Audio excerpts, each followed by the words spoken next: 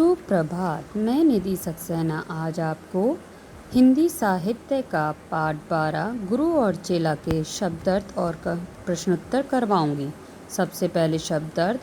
चेला शिष्य, अनबूझ नासमझ, टका 2 पैसे के बराबर तांबे का सिक्का, खता गलती, कज़ा मृत्यु, तेला पैसे का आधा, हिकमत चालाकी, गफलत भूल, मशक भेड़ या बकरी की खाल को सीकर बनाया गया थैला। अब प्रश्नोत्तर। प्रश्न 1। अंधेर नगरी की प्रजा राजा के मरने पर खुश क्यों हुई?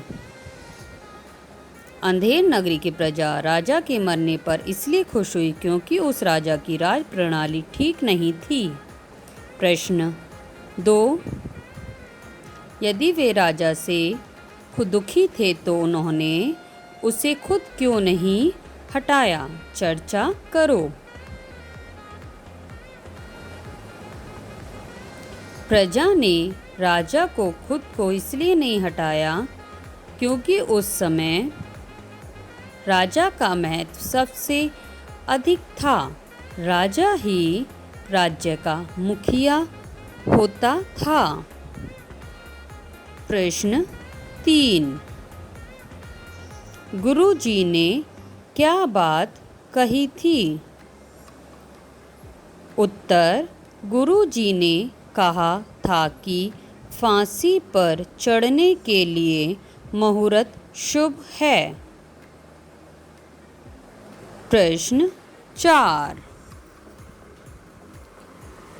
राजा यह बात सुनकर फांसी पर लटक गया था।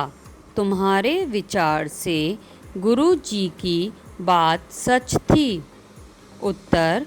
राजा गुरुजी की बात सुनकर फांसी पर लटक गया था, लेकिन गुरुजी ने जो बात कही वह सच नहीं थी।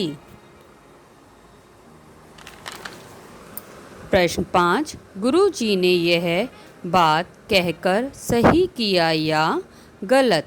चर्चा करो। उत्तर। गुरुजी ने यह बात कहकर सही किया क्योंकि इस छूट से उन्होंने अपने चेले की जान बचाई थी। प्रश्न 6। राजा गुरुजी की बातों में न आता तो क्या होता? उत्तर। राजा गुरुजी की बातों में न आता तो चेले को फांसी पर चढ़ा दिया जाता। धन्यवाद प्यारे बच्चों।